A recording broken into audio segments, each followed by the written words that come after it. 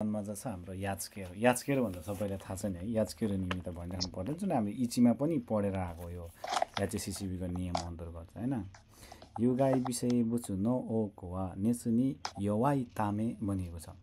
नेचुनी योवाई तामे यो अलिकति नबुझ्न सक्छ अब यो युगाई विषय बुझु भनेको त हानिकारक सूक्ष्म जीवहरूको चाहिँ ओ कुवा प्रायः जसो अथवा बढी मात्रामा चाहिँ के हुने भयो त नेचुनी योवाई तामे नेचुनी योवाई तामे भन्नाले के अर्थ बुझ्छ होला मिनासान तातो बनाएर चाहिँ मार्ने होला हैन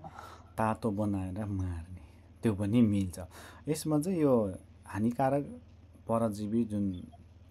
अलिकति एकदमै सूक्ष्म जीवहरू छ त्यो जीवहरू चाहिँ प्रायः जसो चाहिँ यो नेचुनी योवाई तामे भनेको चाहिँ तापक्रमप्रति चाहिँ एकदमै संवेदनशील हुने भएकोले स्योकुहिन्नो च्युसिन्बु हो ज्यू भनी खाने सुरु कोतो दे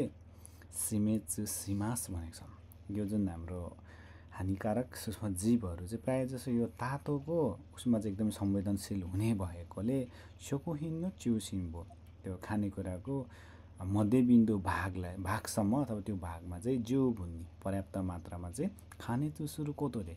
सही तरिकाले अथवा पर्याप्त मात्रामा पकाउने विधिले चाहिँ सिमेचु सिमास हुन्छ अरे सिमेचु सिमास भनेको चाहिँ के होला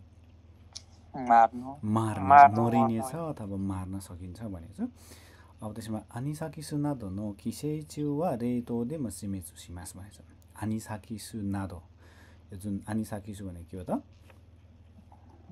भाइरस परजीवीहरू भयो अथवा यो किसेइचु त्यो जुन भएको हाम्रो जुकाहरू जस्तो किरा फटेङ्ग्राहरू जस्तो चाहिँ रेतो गर्दा पनि यिनीहरू चाहिँ पूर्ण रूपमा